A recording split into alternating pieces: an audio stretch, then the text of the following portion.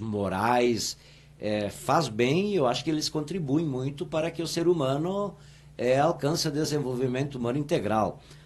Então, claro que quando você fala coordenador dos assuntos católicos, não é tão pacífico assim, né? Mas na medida do possível, aquilo que a gente pode, seja com entrevista, seja com programa, seja com alguma participação, nós nos colocamos assim à inteira disposição.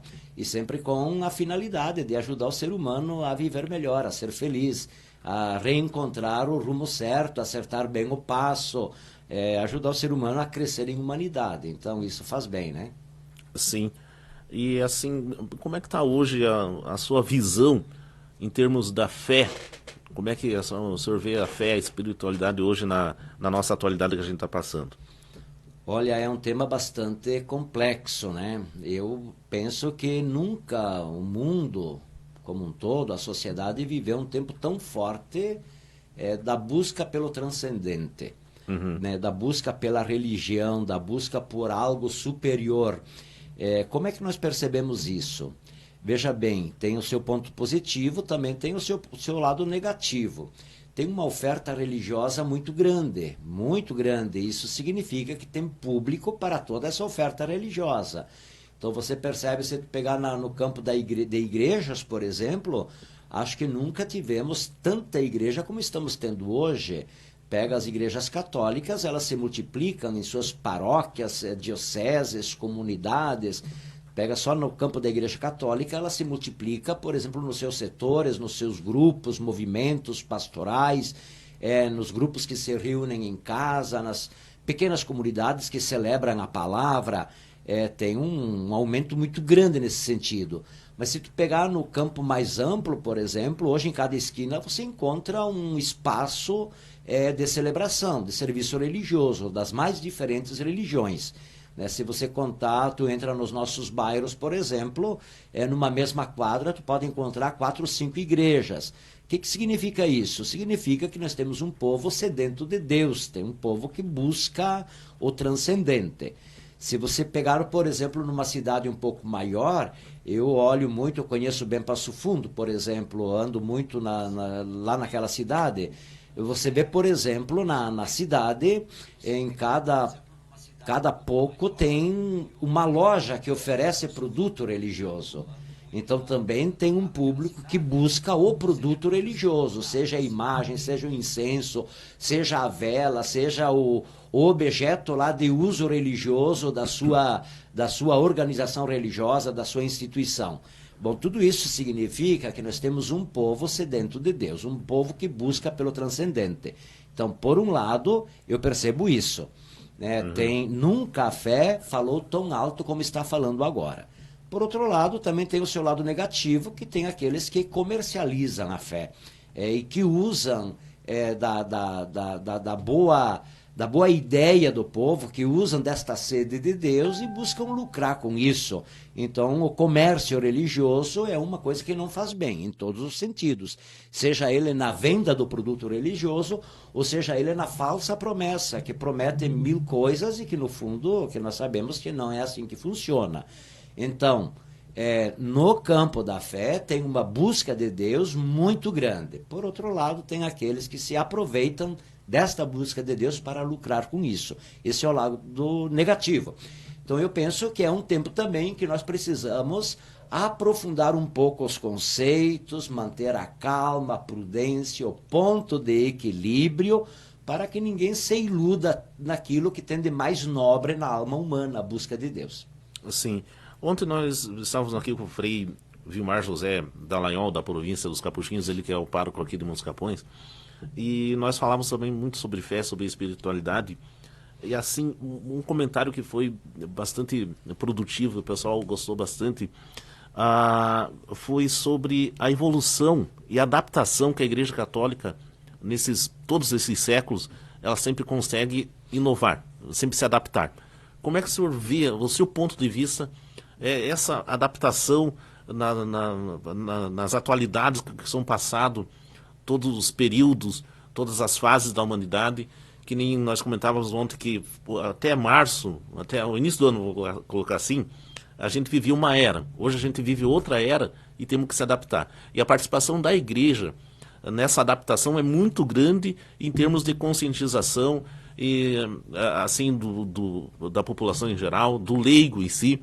A igreja é muito, muito forte nesse sentido e ela consegue passar isso para os seus membros, que eu acho que só a Igreja Católica consegue fazer esse trabalho com os pés no chão, de transformação, de evolução e de adaptação, né, padre? Como é que o senhor vê essa evolução da igreja em todos esses séculos, desde o tempo do Império Romano, como nós falávamos com o Frei Dallagnol ontem, como é que o senhor vê toda essa evolução e essa adaptação em todas as fases atuais que a humanidade passou, está passando e vai passar? Como é que o senhor vê esse posicionamento da igreja?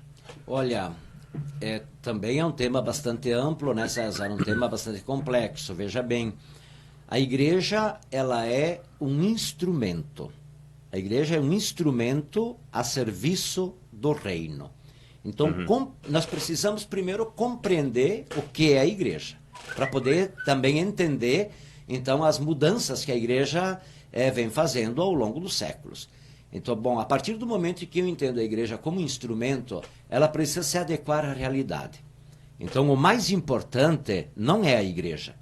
O mais importante é o reino. A igreja é instrumento para fazer acontecer o reino. Ora, nós estamos aqui em Muitos Capões.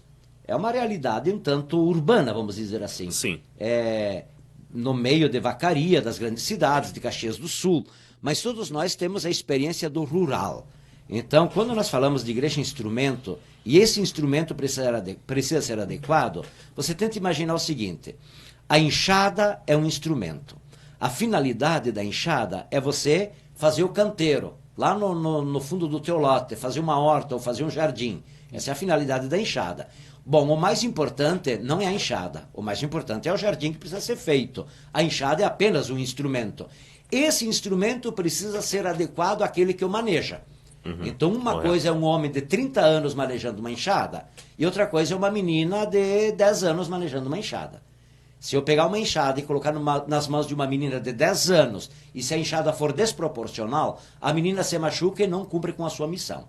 Então, eu preciso cortar um pedaço do cabo, eu preciso melhorar aquela parte de metal lá, de ferro, nos fundos na enxada, para adequar ela ao tamanho da menina. Deixou de ser enxada? Não. Ela só foi adequada ao contexto. Assim é a igreja. A igreja é um instrumento que precisa se adequar aos novos tempos. Ela nunca deixa de ser igreja, mas a condição dela é de ser instrumento, e o instrumento precisa ser adequado. Pegar a igreja, por exemplo, nos 5 primeiros séculos, era uma igreja doméstica, vivia às escondidas, era praticamente uma seita, né? Ela é a igreja dos mártires, é a igreja radical, que vivia a proposta de Nosso Senhor Jesus Cristo. Mas depois, com Constantino, a partir do ano de 313, se dá todo o casamento, claro que nós não vamos dar uma aula de história da igreja aqui, mas se dá todo o casamento entre o trono e o altar. Então, os reis nomeiam os papas e os papas coroam os reis. E nós entramos para o período medieval. E no período medieval tem de tudo. Tem muita morte, tem muita sombra, mas também tem muitas luzes, né? Não foi tudo... Ali no meio também teve a ação do Espírito Santo. Tem os grupos que sobreviveram ao período medieval e que foram radicais nesse período. E um desses, por exemplo, é São Francisco de Assis, né, que soube ser radical e fiel ao Evangelho dentro de um mundo de sombras eclesiais. A partir dos anos 60, 62 a 65, acontece o grande Pentecostes na igreja, que é o Concílio Vaticano II. E é a igreja, então, que se volta agora a olhar para o mundo, que busca escutar as dores do mundo. É a igreja que busca ser fiel ao Evangelho de Nosso Senhor Jesus Cristo, a beber da primeira fonte. Chamaríamos refundação. O que é isso? Olhe para trás, beba lá do primeiro amor, na igreja dos primeiros séculos, com que finalidade ela nasceu, para ser igreja dentro de um novo contexto, dentro de uma nova realidade. Ora, nós vivemos agora, por exemplo, esses tempos de pandemia. Aquilo que você diz. De novo, a igreja precisa se reinventar. E ela precisa ser igreja e responder a este novo contexto. Nós estamos em um contexto em que as pessoas são chamadas a viver mais em casa, o isolamento social, o distanciamento social, todo o cuidado, o cuidar-se e o cuidar dos demais, a não aglomeração. Isso também significa o não estar reunido na grande comunidade igreja para as celebrações. Bom, o que a igreja então orienta? Você vai transformar a tua casa numa igreja. A mesa da tua casa vira altar. E o pai e a mãe dentro de casa vão ser aqueles que vão presidir diariamente a liturgia dentro da própria casa. E nós vamos chegar na tua casa através dos meios que temos disponíveis. Um deles, por exemplo, é o Facebook, são as lives, são as rádios, são outros meios de comunicação, a televisão. Então, é o melhor jeito esse? Pode ser que não. Mas dentro desse contexto, é a forma que nós temos para nos manter conectados, para nos mantermos na comunhão, para nos mantermos na unidade e para alimentar a nossa espiritualidade.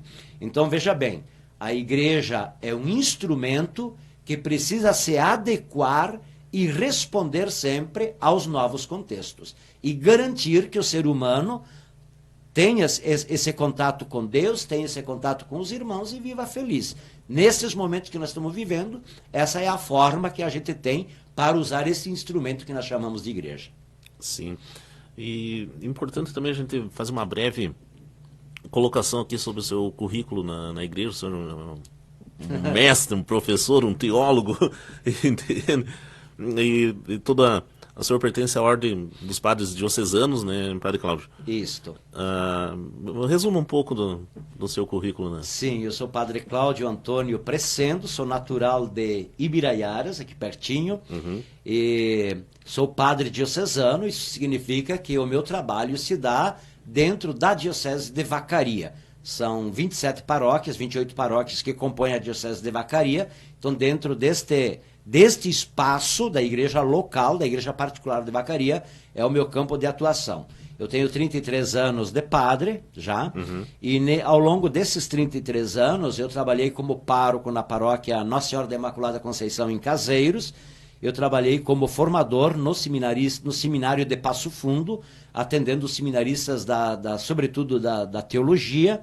E que mais? E eu trabalhei como pároco na São Paulo Apóstolo, em Lagoa Vermelha, e há 10 anos eu trabalho como pároco na paróquia Nossa Senhora da Glória, aqui em Vacaria.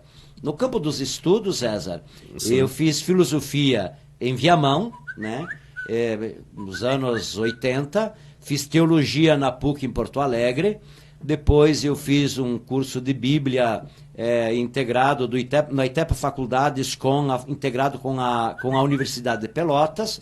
Fiz uma especialização em pastoral social em Bogotá, na Colômbia, e depois eu fiz mestrado em ética social e desenvolvimento humano em Santiago, no Chile, na Universidade Alberto Hurtado. Então essa é a minha formação. E com essa formação, então, também eu leciono na ITEPA Faculdades, em Passo Fundo, sobretudo na teologia. Que matérias eu leciono?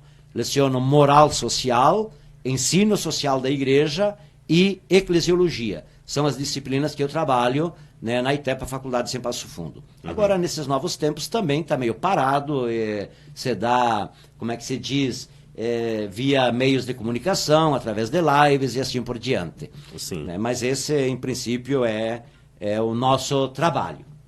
Bom, hoje também dizendo que o nosso estagiário Gustavo Debona faz uma pergunta para o padre Gustavo, ou com um comentário sobre toda a sabedoria, sobre tudo isso.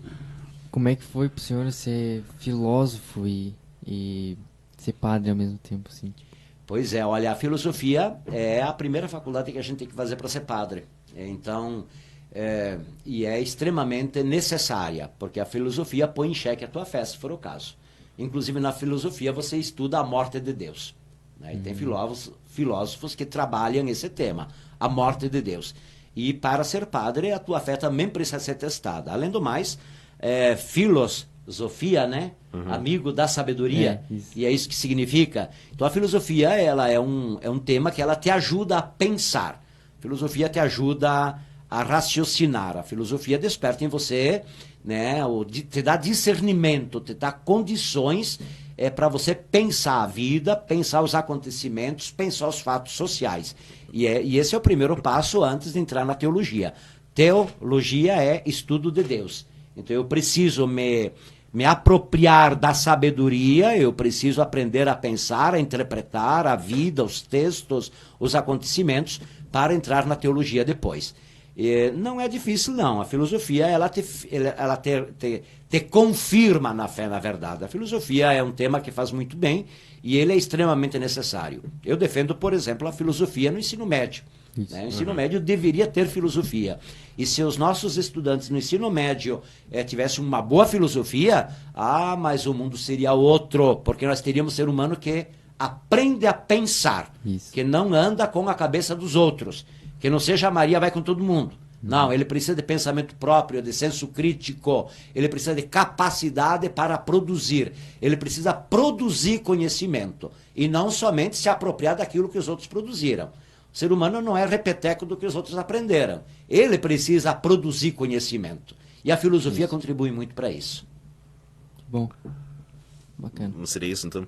E assim, padre, nós falávamos ontem também com o Frei Dallagnol sobre a participação da juventude na igreja, né?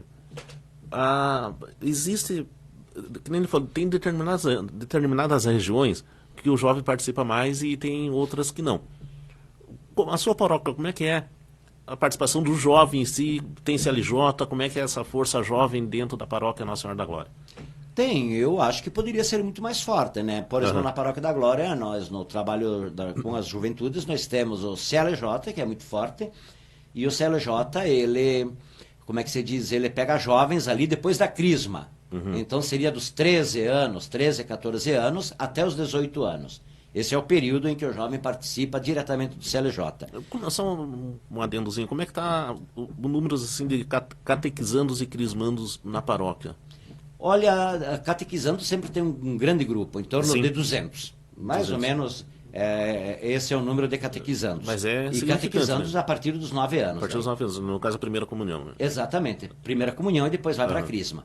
Então eles entram para a catequese com 9 anos e vão concluir lá com a crisma dos 12, 13 anos. Essa é um pouco a idade. Depois disso, eles são convidados, por exemplo, a integrar o CLJ. Nem todos, porque não tem como. Então o CLJ, ele reúne sempre, no nosso CLJ da Glória, em torno de 30 a 40 jovens. A idade desses jovens, de 13, 14 aos 18 anos. Depois dos 18 anos, é um pouco o ritmo normal, né? Porque a maioria nesse período passa no vestibular, muda de cidade, aquela história toda. Então ele vai se reencontrar no lugar onde ele está fazendo a sua vida. Aqui em Vacaria, pós-CLJ, nós temos o Cursílio Jovem. E o Cursílio Jovem, então, ele reúne jovens dos 18 aos 30 anos de idade solteiros. Casou antes dos 30, se for o caso, ele vai para o Cursílio Adulto. Agora o Cursílio Jovem, dos 18 aos 30, que também tem um trabalho muito bonito em Vacaria. As 3 paróquias juntas, então, elas coordenam esse trabalho do Cursílio Jovem. Por exemplo, uma coisa que não se divulga, o nosso Cursílio Jovem de Vacaria, todas as quintas-feiras à noite eles andam em toda a cidade e normalmente o Dom Silvio acompanha eles para entregar alimento e roupa aos moradores de rua. Legal. É uma ação muito bonita. Isso da paróquia ou da diocese? Não, das três paróquias de Vacaria, da Glória, da Catedral e da Fátima. Sim. Eles se reúnem no centro de formação, tem a equipe lá que prepara a janta, ou é uma sopa, é um pão com sanduíche, me entende? Fazem a marmita e eles já sabem os pontos aonde encontrar os moradores de rua, e em torno de 30, 40, 50 marmitas por noite eles entregam aos moradores de rua. Aquele que precisa de cobertor recebe um cobertor, aquele que precisa de um blusão recebe um blusão, e todos eles recebem a comida. Esse, por exemplo, é um dos trabalhos que o Cursílio Jovem faz. E é muito bonito, é extremamente bonito esse trabalho. O CLJ também. O CLJ, por exemplo, ele se reúne todas as quartas-feiras, das 7 às 8 da noite. Sim. 1 hora. E todos os sábados, das 3 às 6 da tarde. Então eles têm uma atividade muito intensa, e essa é a atividade interna deles. Mas o CLJ tem a atividade externa, tem a sua ação social. Então eles também participam da chamada campanha do quilo, da pastoral do quilo que a gente faz para montar as cestas básicas na paróquia. O CLJ participa diretamente no Amor Exigente, né? Eles têm trabalho com o Amor Exigente toda semana, para citar algumas das atividades onde os jovens são envolvidos e aprendem também daí a cuidar da vida e a se comprometer, né, na esfera social. Claro. Então, por altos, na nossa diocese, na nossa paróquia, esse é o envolvimento mais forte dos jovens. Tem outras dioceses, outras paróquias, nós já tivemos aqui também, em Vacaria, tem em Sananduva, tem em outros lugares a chamada Pastoral da Juventude. Sim. Né? E tem tantos outros movimentos de jovens que eu não vou começar a citar aqui, mas os nossos, os fortes, são CLJ, Cursilho Jovem e também ainda a Pastoral da Juventude. E, tipo, a vida sacerdotal, tem jovem ainda que tem esse sentimento no coração? Ontem nós citávamos aqui o exemplo do padre, hoje padre, Pablo Sequinato de Lima, que o senhor teve uma participação muito grande na formação dele. Sim. E assim, é um exemplo de jovem da nossa região, ele é de Campestre da Serra, mas um exemplo de um jovem religioso que realmente, digamos assim, vestiu a camisa, no linguajar mais popular, entende? Mas assim, como ele, quais são os números hoje? Olha, na nossa diocese, por exemplo, nós temos um grupo até bom. Nós temos o padre Leandro, que é pároco em São José do Ouro. Ele morou comigo 1 ano aí na paróquia Nossa Senhora da Glória. Sim. É um padre bem jovem. Nós temos o padre André Variza, também viveu comigo na paróquia Nossa Senhora da Glória, fez estágio aí. Ele é pároco em São José dos Ausentes. Padre jovem, cheio de vigor, com muita força, muito capaz. Nós temos o padre Pablo, também fez estágio comigo na paróquia Nossa Senhora da Glória. Hoje ele é pároco em Cacique Doble. É um padre novo, não tem nem 1 ano de padre ainda, de ordenação. Sim. Nós temos o padre Felipe Carr. O padre Felipe, ele fez estágio na Catedral de Vacaria. Viveu 1 ano ali na Catedral. Hoje ele é pároco do Santuário Nossa Senhora do Caravaggio em Paim Filho. São padres bastante jovens, bem jovens. Né? Só para citar alguns da nossa diocese. Sim. Nós temos em Passo Fundo um grande grupo, se eu não me engano são 8, que estão fazendo filosofia e teologia. Então daqui uns anos temos esses também. Viveu comigo aqui na paróquia Nossa Senhora da Glória o Marlon, que é natural de Sananduva, e me foge o nome, o Edmar Scopel, que ele é natural de Ipé. Esses já estão concluindo a teologia em Passo Fundo. Então logo, logo nós teremos mais 2 ordenações de padres bem jovens, muito bem preparados. Sim. Aqui na Catedral em Vacaria, com o padre Frei René, hoje nós temos 3 jovens que estão no chamado propedêutico. Propedêutico é 1 ano que você vai avaliar se realmente essa é a tua vocação, se é esse o caminho. Passado por essa experiência do propedêutico de 1 ano, eles vão para Passo Fundo, fazem filosofia 3 anos e depois 4 anos de teologia. Então nós temos 3 aqui na Catedral, 3 jovens extraordinários. A idade deles está ali entre 18 e 19 anos, né? São músicos, são estudiosos, participam ativamente, estão muito bem preparados e devem sair daí grandes padres. E o padre Pablo é o que coordena a chamada pastoral vocacional na Diocese de Vacaria. Então o padre Pablo acompanha um grande grupo de jovens ali dos 14, 15, 16, 18 anos. Né? Então ele faz os encontros com esses jovens, vão fazendo discernimento vocacional, porque não adianta assim, eu não posso chegar num jovem e tentar convencê-lo para ser padre. Sim. Você não convence uma pessoa para ser padre. Você pode ir trabalhando nela a vocação. Quer dizer, para ser padre, você precisa ter vocação. Não chega o conhecimento, não chega a boa vontade, não chega o querer. Você precisa ter vocação. E tendo vocação, e trabalhando essa vocação, lapidando essa vocação, você pode ser um grande padre, porque você tem que ser feliz. Um padre azedo não faz bem em lugar nenhum. Eu sempre digo, um padre azedo é aquele que ele vai estragar a comunidade onde ele vai trabalhar.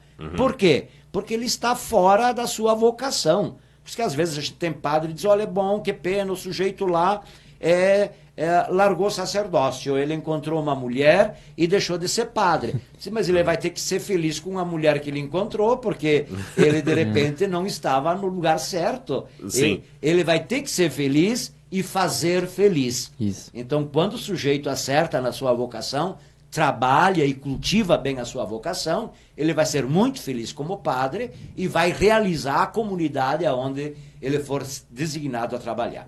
Sim. A gente fala muito, tipo, na captura, digamos assim, do jovem para ser padre, né? Mas, como o senhor tocou ali, os que abandonam o sacerdócio num determinado momento, são muitos hoje? Não dá para dizer que são muitos, né? Sempre tem. Nós temos na Diocese de Vacaria, por exemplo, em torno de 40 padres atuando. Sim. E nós temos, eu não lembro agora, não trouxe esses números, 10 ou 12 que deixaram o sacerdócio. Mas isso nos últimos 30, 40 anos. Então não são muitos, né? É pouco. São poucos e são pessoas muito bem integradas, têm uma relação extraordinária com a igreja, ajudam a igreja, participam dela. Um que outro que sai um pouco assim, como é que se diz, e se afasta, né? Sim. Mas se não, a maioria deles tem uma relação muito bonita com a igreja e contribui muito com a igreja. E a igreja também precisa apoiar essa gente, né? Porque de uma forma ou de outra eles serviram a igreja. Com e se certeza. descobriram nessa etapa da vida que não é essa a sua vocação, eles vão ter que... Eles merecem viver e viver bem, né? Então... Sim. E quanto, assim, a gente falava muito ontem com o Frei Dallagnol sobre... Não é querer puxar nada, é exemplo da entrevista, entende? Sobre a vocação dos leigos na igreja, entende? Tipo, houve um tempo que o leigo participava mais, houve um tempo que deixou tudo nas costas do padre, digamos assim, o padre foi alvo de tudo, igual nós comentávamos ontem. E hoje a gente vê a necessidade que o leigo volte. Ele está mais disposto, digamos assim, entende? Mas ainda não é o número suficiente de participantes leigos que a igreja necessita. Como é que o senhor vê essa convicção que uma pessoa pode ter de participar forte na igreja, sendo leigo? O leigo tem o seu lugar. Isso, de novo, eu vou dizer, foi a partir do Concílio Vaticano II. E se o Concílio Vaticano II foi concluído em 65, veja, arredondando a grosso modo, nós temos 50 anos de Vaticano II. Sim. Por que eu insisto nisso? Veja bem, em história, os professores de história vão entender bem isso. Nós tivemos 1.200 anos do período medieval. E esse 1.200. período foi o forte do clericalismo. Tá? O centro da igreja era o padre. Sim. Então são 1.200 anos. E nós temos apenas 50 anos de Concílio Vaticano II. Então são 1.200 contra 50. Tá? Em história isso é extraordinário. Tá? É verdade. Então, como o Vaticano II é que se busca agora a revalorização do leigo e que ele tenha o seu lugar na igreja. Por isso que eu acho que os leigos eles estão tendo um trabalho extraordinário. E tem paróquias em que eles são muito mais bem envolvidos e tem serviço para eles, e outras, quem sabe, com menos, né? Com menos envolvimento. O ponto de partida para você envolver o leigo na igreja é prepará-lo. Ninguém vai para um serviço sem saber o que fazer. Então, todo o processo de formação permanente, para os leigos, para que eles possam atuar sabendo onde estão, qual é o seu papel, como fazer e como responder, né, com dignidade à sua vocação de leigo no campo específico onde ele se sente bem para atuar. Como é que se dá essa preparação? Por exemplo, na Diocese de Vacaria, nós tivemos ali na década de 90 Sim. um processo muito forte de formação de leigos através da Escola Diocesana de Formação de Agentes de Pastoral. Depois nós passamos por um período nos últimos 10 anos com o curso de extensão em teologia. Então, a ITEPA Faculdades coordenou todo um processo de formação com um curso de extensão em teologia nas foranias da Diocese de Vacaria. Só nesse curso de extensão, mais de 500 leigos se formaram em teologia, através do curso de extensão. E o curso de extensão não é um cursinho, não. São 2 anos, todas as sextas-feiras, das 7 às 10h30 da noite, com professores qualificados. Então tivemos um processo muito forte de formação. Agora, no ano que passou, nesse ano, nós retomamos a Escola Diocesana de Formação de Agentes de Pastoral em 4 núcleos, todos eles, 4 núcleos na Diocese, todos eles com mais de 100 participantes. Claro que funcionou no mês de março e tivemos que cancelar por causa do coronavírus. Essa Escola Diocesana de Formação de Agentes também, ela funciona uma noite por semana, com professores altamente qualificados. O que se estuda nisso? O bloco da realidade, precisa estudar a realidade, o bloco bíblico e o bloco da ação social, né, da tua intervenção na sociedade. Sim. A gente chama o bloco do ensino social da igreja. Então o leigo, bem preparado, ele vai atuar internamente na igreja, mas ele vai ter que intervir na sociedade, com a sua ação social. Ele vai ter que fazer a diferença. Então esse é o campo da formação dos leigos, para que eles possam atuar. Quando você diz, olha, ainda precisaria aumentar muito, por isso eu disse, dependia também de paróquia para paróquia. Eu atuo na paróquia Nossa Senhora da Glória. E eu sempre digo com muita convicção, lá na paróquia da Glória nós temos um exército de lideranças. Sim. Literalmente um exército. Para você ter uma ideia, quem é ministro da Eucaristia atua, a questão interna da igreja, atua uma missa por mês. Por quê? Porque são muitos. Eu tenho em torno de 30, 40 ministros só da matriz. Então não tem missa para todo mundo. É uma missa por mês. Sim. Porque o grupo é muito grande. Quem é ministro da palavra vai proclamar a palavra uma leitura em uma missa no mês. Por quê? Porque é grande o grupo. E eu tenho gente na fila. Eles ficam 2 anos, renovam para mais 2 e saem. Entra um novo grupo. Né? E tem gente na fila para entrar, esperando para assumir esse ministério. Eu só estou falando da Eucaristia da Palavra. Sim. Não estou falando dos cantores, dos salmistas, da pastoral da saúde, dos tios do CLJ, dos que coordenam o cursilho, das equipes administrativas. Tudo isso envolve um mundo de leigos. Além disso, nós temos agora os leigos que atuam nas chamadas pastorais sociais. Então nós temos pastoral do pão, a pastoral da massa, da bolacha, do sabão comunitário, a pastoral da saúde, que trabalha com xaropes, com remédios caseiros, esse tipo de coisa. Nós temos os grupos, como é que se chama? Projetos sociais, por exemplo, de capoeira. Isso, né? É muito legal, até nós comentávamos. E é bonito. Nós funciona no municipal, funciona no Salão da Glória. Quer dizer, funcionava, porque agora parou, né? Sim. Mas não por falta de vontade, parou por causa da pandemia. Mas todos esses projetos sociais são pastorais, são motivadas pela fé. E são espaços que se abrem para que a comunidade tenha aonde se engajar. Num movimento, numa pastoral, num projeto social ou num ministério ou num conselho. Lugar para o leigo tem. Se eu falar, por exemplo, dos coroinhas, na Paróquia da Glória nós temos 30, 40 coroinhas, e o coroinha tem o seu lugar na igreja, e eles fazem com valentia. Os acólitos, chamados acólitos. O acólito é aquele que serve ao altar, maneja o missal, prepara o altar lá durante a missa, acompanha o padre, é ele quem faz esse serviço. E o pessoal fica admirado, porque o acólito ele tem uma vestimenta bonita, uma espécie de túnica preta com uma sobrepeliz branca. Sim.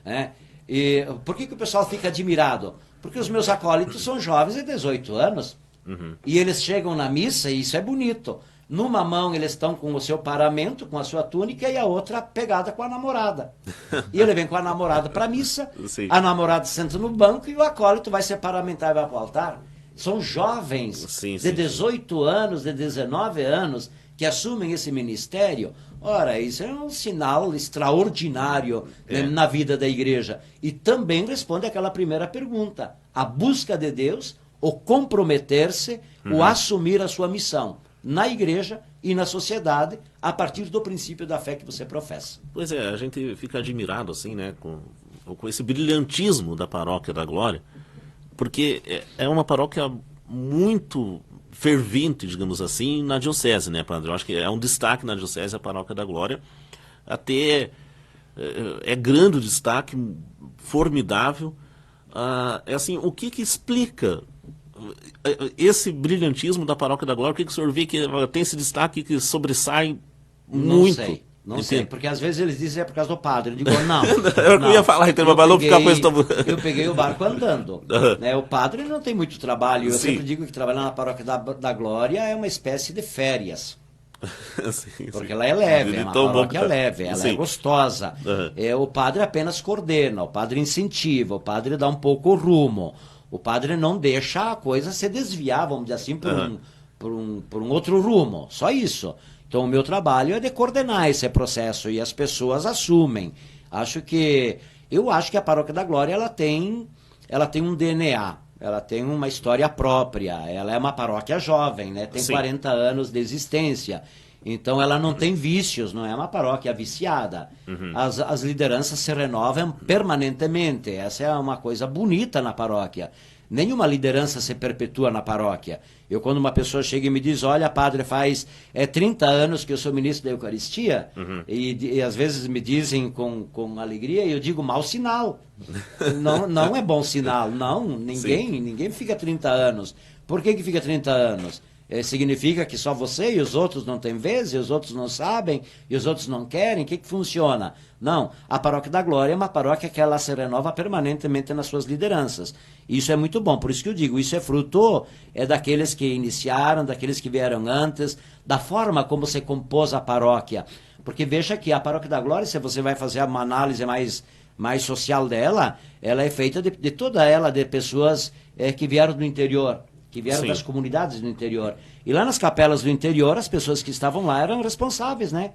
Pela capela, pela catequese, pela liturgia, pela limpeza, pelo churrasco. E agora vieram morar na cidade, aí nos bairros, ao redor do bairro da Glória. E encontraram na Igreja da Glória um espaço para dar continuidade à raiz que eles trazem no interior. Por isso que eu digo, acho que ela tem um DNA próprio. Como ela é uma paróquia jovem, ela não é viciada, os que compõem a paróquia já vêm com um espírito muito bonito, e as juventudes vão aprendendo agora dessa raiz.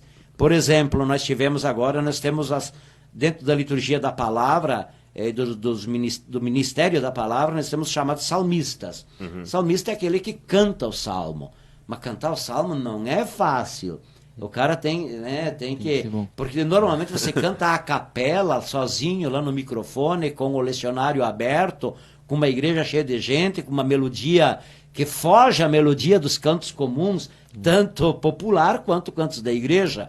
É uma outra melodia. Nós fizemos um pequeno comentário numa reunião, porque nós estávamos com poucos salmistas, e uma salmista teve que parar, e a outra arrumou serviço no domingo, então eu perdi numa semana 2 salmistas, e eu disse, não, sem problema, vamos rezar o salmo em vez de cantar. Tu sabe que de uma hora para outra apareceram 5 novos salmistas. Olha só. Ora, para uma paróquia pequena que nem a nossa, em uma comunidade, e eles já estão estreando e de uma forma extraordinária. Né? Cada domingo é um salmista novo que está entrando, que canta o salmo, que se prepara e que faz de forma extraordinária. Então, por isso que eu digo, qual é o serviço do padre? O serviço do padre é identificar essas pessoas, é dizer para elas que elas podem, que elas são capazes, que elas não tenham medo de errar, que caso um dia que vai cantar o salmo não saia tão bem, não desanime, volte, nós nos ajudamos, ensaiamos, munimos essas pessoas de instrumentos para que elas possam, né, se preparar melhor e exercer de uma forma extraordinária o ministério e o dom que Deus lhe concedeu. Então a Paróquia da Glória realmente ela tem um exército de lideranças, as lideranças são incentivadas e as lideranças são bem preparadas para exercer essa função. E nós começamos, sem te interromper, César, há pouco tempo, por exemplo, a chamada, nós chamamos de Pastoral do Quilo. O Cursilho deu o pontapé inicial, a paróquia abraçou a causa e nós estamos todos os meses distribuindo hoje em torno de 80 cestas básicas. 80 cestas 80. Bom, para quem? Para famílias carentes. Sim, sim. Mas tem toda uma equipe, uma grande equipe que coordena essa pastoral social.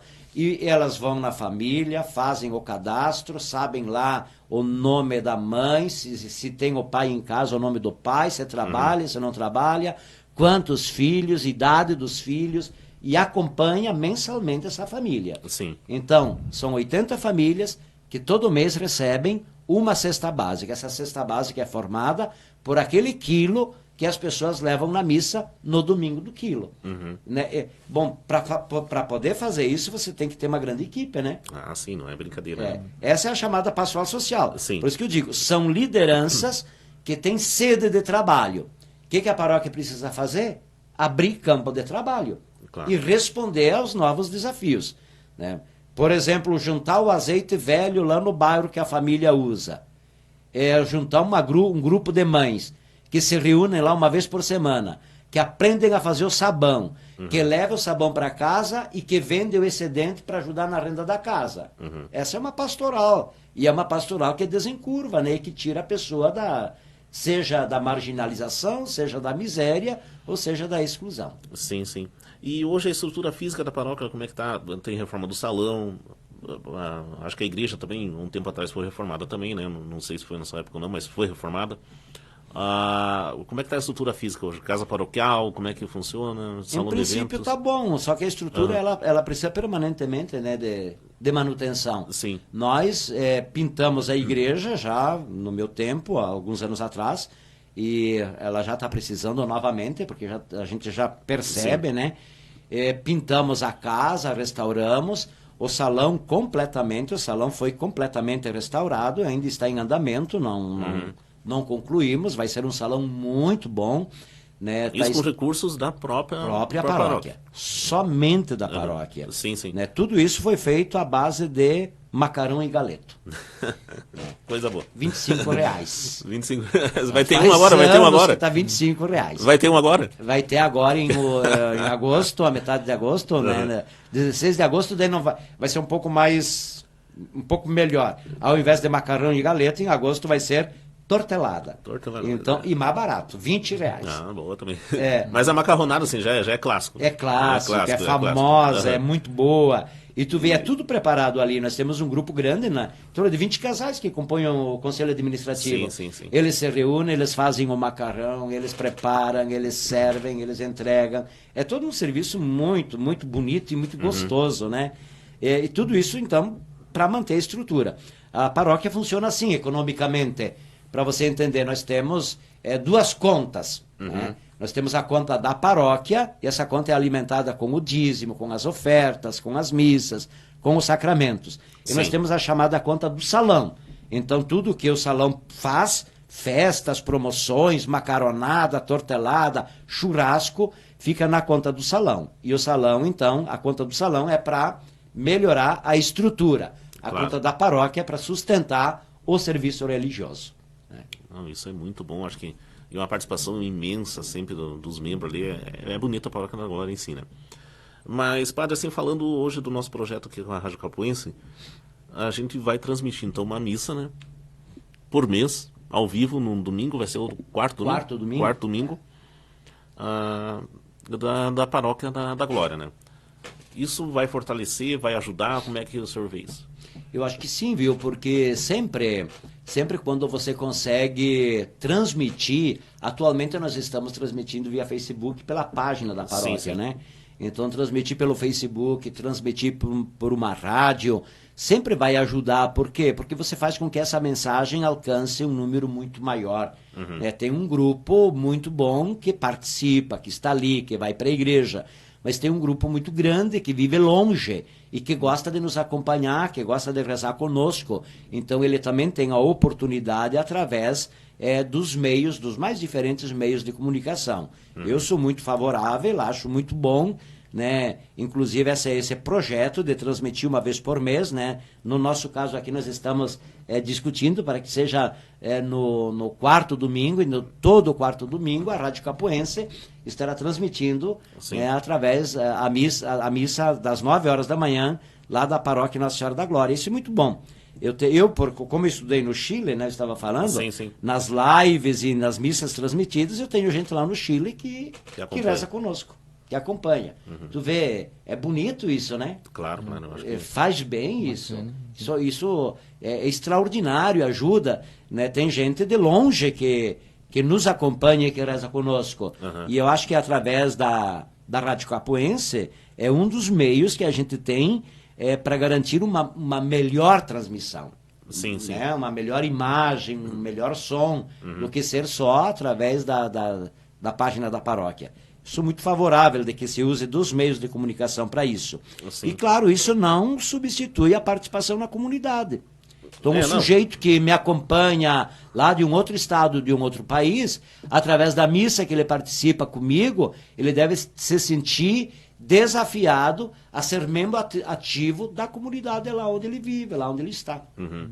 Não, eu acho que vai ser importante, vai ser bacana, né? Eu acho interessante, eu sempre tive essa vontade de transmitir essa missa da glória. Tivemos projetos que não deram certo, foi até um certo ponto não deram certo, mas esse realmente acho que dá. Vale a pena porque vai beneficiar não só a paróquia, mas eu acho que, enfim, tantos que participaram da comunidade e hoje não estão mais ali presentes, vão poder, através disso, voltarem a participar, né? Exato. Online, mas eles vão estar participando de novo, vão estar participando da celebração, porque tudo vai ter uma interatividade ao vivo, então vai ser muito bom, realmente. E vejo isso com bons olhos. Outra coisa, né, Padre, que vai ter o programa online com as comunidades, que vai ser um rodízio entre os padres parceiros das paróquias parceiras, estava explicando ontem também, e o senhor vai ficar com um sábado. Então esse programa vai ao ar aos sábados das 11 da manhã ao meio-dia, e um sábado então vai ser exclusivo do Padre Cláudio da paróquia Nossa Senhora da Glória, entende? Ali vai ser para o senhor apresentar todo o trabalho, toda a sua equipe, pode o senhor colocar membros também seus, a diretoria participando do programa, fazendo o programa, isso tranquilo, fica a seu critério. Mas vai ser legal também, vai ser bacana esse programa, que vai dar para divulgar bastante os trabalhos da paróquia Nossa Senhora da Glória para a região inteira, né, Padre? É bom, isso é bom e faz bem, porque não sou somente eu, né? Sim. Sou eu e são outros também. Então, os ouvintes, eles vão sempre tendo a oportunidade de escutar um pouco aqui, um pouco de um pouco de outro, e vendo como melhorar a própria vida, a vida da sua casa e a vida da sua comunidade onde ele está, né? Sim, sim. Claro que não dá para fazer sozinho. Eu esqueci, quando estávamos falando das mais diferentes lideranças, Sim, sim. Não temos tempo ainda, podemos um conversar projeto bastante. novo, muito bonito, muito, muito forte, que nós temos na Diocese, e a Paróquia da Glória é forte nisso, são os chamados diáconos permanentes. Ora, o diaconato permanente é um homem casado, é um pai de família que assume o sacramento da ordem. O mesmo sacramento que o Papa recebe, ele também recebe. Isso é bacana. Só ele recebe no grau do diaconato, eu recebi no grau do presbiterato, né, padre, e o bispo recebe no grau do episcopado. Mas é um único sacramento, é o mesmo sacramento. Então, veja, nós temos ali na Paróquia da Glória 4 que já era para terem sido ordenados no dia 17 de abril, por causa do coronavírus, nós cancelamos, vão ser ordenados mais adiante. Quanto tempo leva para chegar um diaconato? Opa, eles fizeram uma preparação intensa, em torno de 4 anos. 4 anos. Com encontros semanais. E não era algumas horas, as aulas deles começavam na sexta-feira, às 7 da noite, até o sábado, às 4 da tarde. Então foi como é que se diz, um curso muito intensivo, bem preparados. Na Paróquia Nossa Senhora da Glória eu tenho, por exemplo, o Rudimar Dalmolin, que ele é pedreiro, o Enio Finardi, que é um comerciante, hoje ele é aposentado, o Luciano Liboni também trabalha na área do comércio, né, um pai de família um tanto jovem, e o Rodrigo Boldo, que é advogado. Então são 4 pais de família, 4 senhores casados, muito bem preparados, que assumem o diaconato permanente e ajudam a coordenar celebrações, coordenar ação social, coordenar a vida da paróquia. Quando tu fala desse rodízio, esses vão ser homens que estarão aqui meio direto participando desse programa também e fazendo, quem sabe tenha sábados que eu não venho e eles vêm. Isso é importante. Né? Isso é importante, né? Claro. Que o objetivo não é sobrecarregar o padre, entende? Mas é beneficiar a paróquia. Na verdade é essa. A gente sabe também de uma participação bem atuante do Dom Silvio Gutierrez Dutra em toda a diocese. Ele está fazendo um trabalho bem atuante, ele está bem numa linguagem bem moderna, bem atual, digamos assim, bem contemporânea. E como é que está a relação dele com a paróquia Nossa Senhora da Glória? O Dom Silvio é um bispo que veio na hora certa, né? Sim, sim. É um bispo um tanto jovem e muito, muito bem preparado. E ele teve como é que se diz, uma acolhida extraordinária em toda a diocese. Paróquia Nossa Senhora da Glória não é diferente. Eu acho que sou um pouco privilegiado, porque logo que o Dom Silvio chegou, ele já teve uma, como é que se diz, uma ação muito direta na Paróquia Nossa Senhora da Glória por várias razões. Uma delas é porque eu tinha o trabalho da coordenação diocesana de pastoral. Hoje está com o padre René, né? E eu assumi como vigário geral daí na Diocese de Vacaria. Então, às vezes que eu precisei me ausentar, o Dom Silvio me substituía na paróquia. Já lá desde o início. Isso já foi uma coisa boa. Uma outra coisa boa foi que ele começou com a chamada visita pastoral. E a visita pastoral, o bispo vai na paróquia e ele fica 3, 4 dias na paróquia se encontrando com os grupos, com as pastorais, com famílias. E nós já tivemos essa chamada visita pastoral do Dom Silvio, que foi extraordinária. Sim. Né? O que ele fez? Ele foi lá no municipal, conheceu os projetos sociais. Lá ele foi recebido por um grupo, no salão, por um grupo de capoeira. Foi muito bonito, que trabalha a questão da cidadania, a questão da inclusão, a questão da igualdade. Foi extraordinário aquele jeito de receber o Dom Silvio lá no municipal. Mas lá no municipal, o Dom Silvio entrou lá nos fundão no municipal, nós fomos visitar casas. Fomos visitar doentes. Lá na comunidade de São Pedro, Coxilha Grande, ele foi recebido na metade do caminho com um grupo de cavalarianos. Então ele montou a cavalo e foi até a capela a cavalo. E lá fez a missa, e lá ele conversou e almoçou com toda a comunidade, né? E depois seguiu e foi lá para a Ramada. E assim por diante. Bom, essa foi a chamada visita pastoral, para dizer que ele tem uma ação muito direta na Paróquia da Glória e nas 28 paróquias da Diocese de Vacaria. Muito bem recebido. Bem atuante. Muito atuante, com muita clareza, Sim. com muito discernimento e também com muito profetismo. Sim. Porque às vezes ele tem umas atiradas assim muito fortes e que são necessárias. Né? Que são necessárias.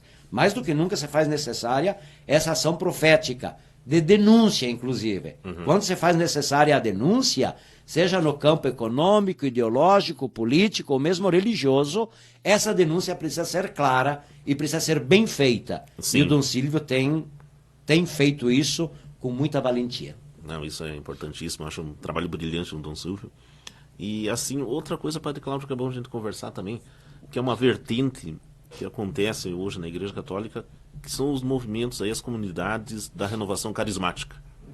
Como é que está hoje na atualidade isso? Olha, na nossa diocese nunca foi forte.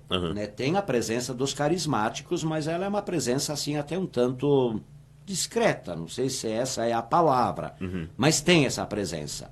Tá? E a renovação carismática também ela tem o seu lugar na igreja. Sim. Né? Ela tem o seu lugar na igreja. Que tem como destaque, eu acho que a mais destacada de todas é a Canção Nova, que faz um trabalho muito grande. Né? A Canção Nova é muito próxima, né, à renovação carismática, sem dúvida nenhuma. Claro que às vezes a gente também fica um pouco assim de olho para poder orientar, para ter esse cuidado do individualismo, o cuidado para você não ficar só louvando. Você precisa rezar, você precisa louvar, mas você precisa agir. Sim. Tá? Então esse é um pouco o cuidado, não só da renovação, da renovação e de todos os movimentos eclesiais, porque a tendência deles é o ser interno na igreja. E a orientação é que você beba desta fonte, mas possa agir, possa transformar, possa intervir no conjunto da sociedade. Né? Mas assim, tanto a renovação quanto todos os demais movimentos, eles têm o seu lugar na vida da igreja, interno na igreja, na sua ação interna e na sua ação social. Não, isso é importantíssimo. Outra questão que devemos tratar aqui, que Montes Capões foi atingido agora há poucos dias aí por uma catástrofe natural, um ciclone, e um grande atingido, digamos assim, foi a Igreja Católica, que é a nossa matriz, nossa paróquia aqui. A gente sabe de todo o movimento que o bispo está fazendo na igreja para ajudar, e como é que está essa ajuda das paróquias em relação à igreja, a nossa paróquia aqui de Montes Capões. Como é que está no essa primeiro união? momento, eu estive aqui com o Dom Silvio, se não me engano, foi no dia do chamado ciclone, e realmente isso chocou muito. Eu saí daqui muito preocupado e me colocando no lugar do Frei. Sim. Né? Eu só me imaginava isso. Bom, se aquilo que aconteceu aqui em Muitos Capões tivesse acontecido na minha paróquia, como é que eu estaria? E eu vim aqui naquele dia e quase não reconheci o Frei Vilmar. Ele estava dentro da igreja de bota de borracha, de chapéu, no meio da água e tentando salvar algumas coisas que dava para salvar. Eu fiquei muito preocupado. E nós conversamos com o Dom Silvio e lançamos logo uma primeira campanha só entre os padres, praticamente entre os padres. E a proposta não era que a paróquia, vamos imaginar que a minha paróquia ajudasse a paróquia de Muitos Capões. Sim. A proposta era que o padre renunciasse parte do seu salário, da sua côngrua, e repassasse para cá. E deu muito bem, viu? A igreja a Associação dos Padres, a diocese vai prestar contas no seu devido tempo, né? Sim. De como foi essa campanha. E os padres responderam, e acho que responderam bem, abrindo mão da sua côngrua, de parte da sua côngrua, para auxiliar Muitos Capões. E depois, claro, daí está sendo incentivado, e isso não foi fechado ainda, né? Para que as paróquias, as pessoas, os leigos pudessem também participar, ajudando com aquilo que cada um possa ajudar para a reconstrução. Mas o tema da solidariedade ele é um tema muito forte. Sim. E acho que a igreja trabalha bem esse tema e acho que as comunidades respondem bem à ação solidária em todos os sentidos. Seja para reconstruir a igreja, seja para acompanhar uma família lá que está doente, seja com o alimento, seja com o agasalho. E se nós entrar nesse assunto, olha, aí nós vamos longe no programa, né? Se eu começar a falar de católicos que estão ajudando, por exemplo, os haitianos, os senegaleses, Sim. as famílias que chegam, que moram aí no bairro Glória e que ajudam com tudo, seja com cama, com colchão. Ontem ainda chegou lá em casa um colchão para ser entregue para senegaleses. Chegam cobertores para ser entregue para famílias Eu falo de senegaleses, haitianos, esses que vêm... Sim. Esses estrangeiros que vêm de fora, né? Então, por isso que eu digo, a questão da solidariedade é uma questão que fala muito alto dentro da igreja. Seja a solidariedade com Muitos Capões por causa do ciclone, seja a solidariedade com Vacaria por causa do ciclone, que lá que passou por lá também. Que foi feio também. Foi muito feio lá também. Seja na questão dos pobres que vivem nas nossas vilas, seja com questão dos estrangeiros que chegam na nossa cidade. É uma coisa bem atuante, realmente a igreja está presente, a gente tem que lembrar disso sempre, né, padre? Outra coisa, até nós estávamos comentando hoje no caminho com o Gustavo, nosso estagiário, na vinda para cá hoje, que é sobre hoje em dia o relacionamento, família, entende? Família, casamento duradouro, separação, filhos, às vezes o filho se perde, não sabe por quê, mas às vezes é por causa disso. Como é que o senhor vê isso dentro da igreja? Como é que está a preocupação com a igreja? Como sempre teve, mas hoje como é que está? É um trabalho muito intenso esse também, né? De você trabalhar a família e as relações dentro da família. A igreja insiste muito nisso, as pastorais e os movimentos têm por finalidade também garantir isso. Em Vacaria é muito forte na paróquia Nossa Senhora de Fátima, o chamado ECC, Encontro de Casais com Cristo. Sim. Em outras regiões, não em Vacaria, mas mais em Lagoa Vermelha, Saranduva e Ibiaçá, a Lareira, movimento de Lareira, ela trabalha essencialmente o casal e a família. Né? Então, a pastoral familiar, que também nós temos, trabalha essencialmente essa dimensão. Por quê? Porque, claro, nós vivemos num mundo muito complexo e hoje em dia, por exemplo, se tu pega o Facebook, o WhatsApp, esses meios, né, eles ajudam muito, mas eles também possibilitam muito o desentendimento, né? Muitos problemas. Eles também contribuem para... Gustavo, pode falar. Para isso, né, Pode colocar essa Gustavo? colocação. Comentário, né? Então, bom, o que a igreja precisa fazer? A igreja precisa ter isso muito presente, ter isso muito claro e ajudar a orientar um pouco, ajudar a chamar o casal, sobretudo, ao discernimento e à renúncia. Chamar ao discernimento e chamar a renúncias também, porque não existe vida feliz sem renúncias. E nós que realmente vivemos num tempo de relativismo. Você experimenta. Olha, eu vou experimentar. Se dá certo, dá. Se não dá, a gente se separa. Digo, mas não dá para ficar a vida toda experimentando. Tenha calma e descubra o amor da tua vida. E em nome desse amor, você vai fazer sacrifícios. Sim. Porque não tem outro jeito, né? Em nome desse amor, você vai ter que abrir mão de muita coisa. Para poder dar certo, os dois vão precisar abrir mão. Os dois vão precisar muito da compreensão, do diálogo, do perdão, da mútua ajuda. Senão não tem como dar certo. E quando o casal aprende isso, bom, então acho que os filhos eles crescem num ambiente sadio e num ambiente que faz bem e vai fazer bem. Claro que tem vezes que não dá. Assim como o padre descobriu que aquela não era a sua vocação e ele deixou de ser padre, tem casais também que vão descobrir que aquela não é a pessoa da sua vida e vão se separar. Eu, quando oriento os casais que estão a ponto de se separar, eu digo, tudo bem, encaminha a separação. E para isso você precisa de briga? E para isso você precisa de agressão? Então você não tem como encaminhar uma separação como pessoas maduras, como pessoas adultas, como pessoas que dialogam. Não tem como você encaminhar uma separação e continuar conversando, porque os filhos não têm separação com eles. E os filhos vão precisar crescer, mesmo com pais separados, mas vendo que eles se respeitam, vendo que eles conversam, vendo que eles se ajudam, vendo que terminou, quem sabe, o amor, o casamento, mas continuou uma bonita relação. Então, quando os filhos crescem vendo isso, eles vão se tornar pessoas fortalecidas, equilibradas e de bem. Agora, se a criança cresce vendo o pai e a mãe como cachorro e gato, bom, então ele também ele vai aprender isso, né? Ele tem tudo para ser infeliz, então. Então, acho que o problema maior não é tanto a separação, é a forma como você se separa. Isso. Claro, né? Calma.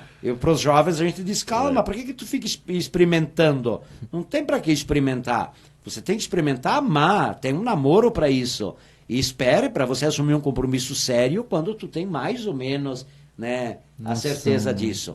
Sabendo, e eu vou repetir, que não existe vida conjugal, marido e mulher, e não existe vida de família, sem uma grande parcela de renúncia. Assim como não existe uma vida feliz para o padre sem uma grande parcela de renúncia, né? Isso é verdade. Então é uma coisa... Mas a igreja sempre teve esse foco, né, padre? Eu acho importante isso e continua tendo esse cuidado com a família, cuidado na orientação em si, né? Desde do jovem até depois a formação adulta e assim sempre... Porque às vezes o pessoal briga por coisas muito pequenas, né? Ah, sim. Quando os casais me procuram lá porque estão em crise, o ponto de partida é esse: você tem amor? Sim. Ah, você tem amor, então tem salvação. Então estão brigando por que se os dois se amam?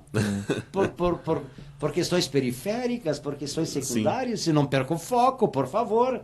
Agora, falando de amor também, né, padre, uma coisa importante, até com toda essa fase que a gente vive de transição do mundo para uma nova etapa, uma nova era, digamos assim, eu acho que o amor em si, né, o amor pelo próximo, o amor por si mesmo, o amor verdadeiro, digamos assim, entende? Ele vai aflorar mais forte depois que passar tudo isso. Porque o ser humano nessa era que nós estávamos, eu nunca imaginava passar por uma situação dessa de não poder chegar perto de alguém que queira, alguém que ama, alguém que gosta, alguém próximo, não poder tocar, não poder beijar, não poder abraçar.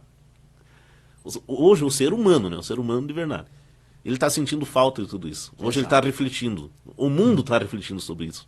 Exato. Então acho que a partir do momento que passar tudo isso, o amor, as pessoas vão começar a pensar e realmente dar valor ao amor que foi esquecido nessa era passada que acabou agora no ano passado, né? Então vai vir mais forte. Eu acho que esse sentimento vai crescer, eu acho que vai ser, digamos que o lado bom dessa coisa ruim vai ser o amor aflorado na próxima etapa que nós vivemos. Eu imagino que sim, César, eu imagino que sim. Veja bem, nós não tem como voltar como era antes. Não vai mais voltar. Não existe. Não existe, isso acabou. Não que a gente vai ver de máscara pro resto da vida, não é isso. Mas aquela era lá, não existe. Claro. Não existe voltar mais. ao normal, normal não existe, mais. Então, tem dois caminhos. Passando o pós-pandemia, o ser humano vai voltar pior do que era ou melhor do que era. São as duas possibilidades. Não existe outra. Não existe outra. Igual você não vai voltar. Não. Ou você volta pior, ou você volta melhor. Nós estamos apostando todas as fichas para que o ser humano aprenda com a pandemia. Eu acho que sim, né? Porque... E volte melhor. E volte melhor em todos os sentidos. Que ele volte melhor na raiz da cultura da solidariedade. Sim. Que ele volte melhor no respeito para com o outro. Que ele volte melhor nessa questão da cultura do encontro. Encontrar o outro. E encontrar o outro, me entende? É muito mais do que chegar perto, né? O ser humano foi feito, como é que eu vou te dizer, não para viver, falando em português, não para viver em justa posição. O ser humano foi chamado, foi criado para viver por aglutinação. A justa posição é o azeite e o vinagre. Eles se tocam, mas não se misturam, né? Sim. A aglutinação é o café com leite. Eles se tornam um. E o ser humano é para se tornar um. A cultura do encontro. Quer dizer, essa questão que você fala do amor. E o amor é que faz viver. Mais do que o feijão e o arroz que você come todo dia, é o amor que faz viver. É o amor que dá brilho, que dá sentido, que te motiva a você levantar todos os dias e enfrentar uma jornada de trabalho. Por que tu faz isso tudo? Por causa do amor. E esse amor que faz viver é amor de marido e mulher, mas é amor de pais e filhos, mas é amor de amigos que de fato se amam, que se querem bem, que se realizam no encontro, que se satisfazem com o encontro. Então eu penso que a pós-pandemia realmente dela deva nascer um novo ser humano. Um ser humano capaz do amor. Eu também acredito nisso, eu acho que realmente isso deve acontecer, né? Se não acontecer, daí nós estamos perdidos mesmo. Daí vai vir pior ainda e o que nós vamos fazer é o fim. É o fim, exatamente. Exatamente. É o fim daí, né? Por isso que a gente aposta, né? As lições da pandemia. Como nós vamos saindo dela. Né? Que novo ser humano. Eu já falei em outras ocasiões. Tem coisas muito simples que a gente aprende com a pandemia, né? Por exemplo, esse ficar em casa, eu falei na igreja isso várias vezes, esse ficar em casa, o que eu faço dentro de casa todo dia? Então eu aprendi, ou me envolvi, por exemplo, na faxina da casa, na organização dos armários da casa, daquelas coisas que eu estava guardando lá e não tinha tempo para selecionar, né? Sim. Então os armários estavam entulhados. Por que isso é importante? Porque na medida em que eu vou selecionando e fazendo a faxina dentro de casa, eu também vou selecionando e fazendo a faxina dentro de mim. É muito difícil a gente se desfazer das coisas da casa. É difícil. A gente vai guardando porque pode ser que um dia aqui eu possa precisar daquilo. Isso. E passa anos e anos e você nunca vai ocupar aquilo que está trancafiando canto dentro da tua casa. Sim. Então a pandemia me possibilitou a fazer essa seleção. Mas ao mesmo tempo que eu faço a seleção das coisas do armário, eu preciso fazer a seleção das coisas dentro de mim. Isso. Tem muita coisa que eu carrego comigo e que só é peso, que é quinquilharia, que não contribui para a vida feliz. Então a pandemia ela tem que me ajudar também a ir fazendo essa faxina interna. Né? Por isso que eu digo, esse tempo de pandemia é um tempo de retiro, na verdade, né? É um retiro, aquele retiro que seria o retiro espiritual, Exatamente, digamos assim. é um grande retiro que você repensa a vida, o projeto de vida, as prioridades da tua vida, o essencial, o foco, e se desfaz da quinquilharia. Isso é daquilo verdade. que você carrega e não contribui para uma vida feliz. Só um comentário aqui do pessoal que está participando conosco aqui durante a entrevista. O Heitor José Bigarella, bom dia, felicidades. Oswaldo Fernandes Ribeiro, ótima, parabéns. Ótima live, parabéns. Obrigado, Oswaldo. Obrigado aí. Loiva Pereira dos Santos, lindas e verdadeiras palavras, padre. Esse tipo de diálogo teríamos que ter sempre. Continuem, que Deus abençoe. Que Legal, bom. vai ter sempre. Que bom, obrigado. Mais um comentário da Loiva. Obrigado, padre, pela transmissão, referente à transmissão da missa. E com certeza aqui em Caxias, estão lá em Caxias. Que beleza. Aqui em Caxias iremos assistir suas missas e quero pedir se posso passar esse modelo para a minha comunidade aqui em Caxias. Que legal. Que legal, olha aí, ó. Pode, né? Fala com o Frei Jaime Bétega lá que pode. O Frei Jaime tem um trabalho extraordinário. Extraordinário, lá. falavam ontem. Um espetáculo, um manancial de sabedoria também, um filósofo nato. Exatamente. Mas com certeza dá certo. Heitor José Bigarella, muito bom programa. Assuntos que nos fazem crescer, sempre na ótica de Deus Pai, através da Santa Igreja. Obrigado, Heitor. O João Carlos Dalzotto, lá de Vacaria. Um abraço, João Carlos. Está assistindo aí. Abraço, João. Pessoal participando bastante. Que bom. Assim, padre, a gente fica feliz realmente com a sua participação. Estamos chegando já no final, quase aqui. Tem mais alguns minutos, mas estamos chegando no final. Ficamos felizes porque o objetivo, como eu falo sempre, não é configurar uma rádio católica, mas é em si colaborar, entende, com a igreja que ela está presente aqui antes dos municípios. Sim. Entende? Verdade é essa. Sim. Então vamos colaborar. Se ela colaborou até hoje com o nosso povo, por que não darmos esse retorno para a diocese, entende? É uma forma que a gente está tendo de uma parceria dessa brilhante, é uma coisa boa, uma coisa sadia, uma coisa honesta, sincera, e também tem o objetivo todo de restaurar a fé, entende? E de renovar a fé do povo da nossa região de novo, entende? Então esse é o objetivo da nossa parceria maior. Não vai ser só católico, também vai ter evangélico, vai ter ateu, vai ter tudo. Ótimo, é assim que deve ser, É assim que deve ser. Um espaço democrático aberto para todas as crenças, todos os credos, todas as raças, todas as ideologias. Não estamos puxando lado nenhum, nem brasa passado nenhum. Exato. O objetivo é fazer um trabalho isento realmente e que esse trabalho venha de uma forma ou de outra colaborar de alguma maneira para o crescimento e o desenvolvimento dos trabalhos da diocese aqui de Vacaria.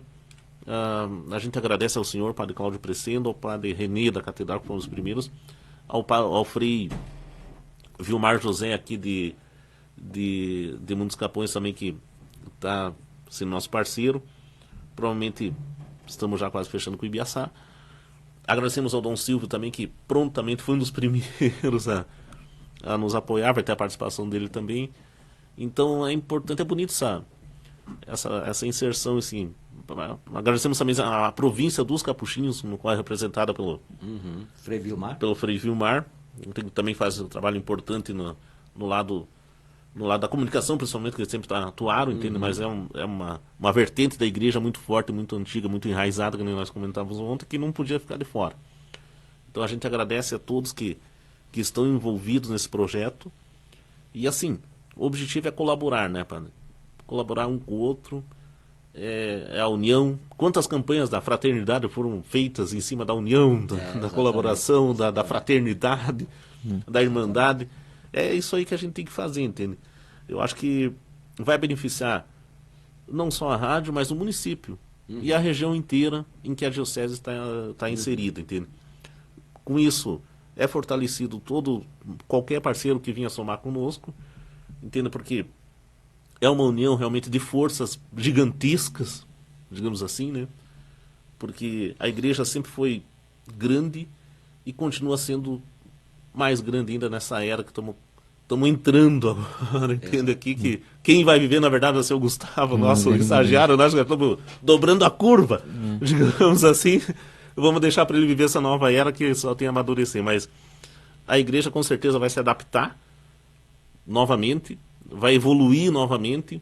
Acho que é isso que leva esse brilhantismo da Igreja Católica até hoje. Então ficamos assim lisonjeados com essa parceria e felizes com a sua participação e esperamos contar sempre com o senhor aqui conosco na nossa programação. César. Muito obrigado. Mais uma vez, parabéns por essa iniciativa bonita da Rádio Capões. Parabéns.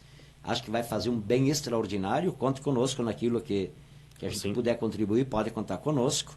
E desejar realmente muito sucesso, que a rádio realmente alcance esses objetivos, né, de integrar, de comunicar, de formar, né, e sobretudo de unir as pessoas, e que ela realmente mantenha isso que você fala, né, como é que se diz, essa imparcialidade, que ela Imparcialidade. contempla os credos, as ideologias, que ela contemple as diferenças e justamente a beleza está na comunhão entre as diferenças, né? E uma visão regional, né? Isso Exatamente, é importante. Também temos exatamente. que citar aqui sempre com todo o apoio, nosso diretor executivo, Sindoval Pereira, que aprovou todos esses projetos nossos, inclusive nossa parceria católica.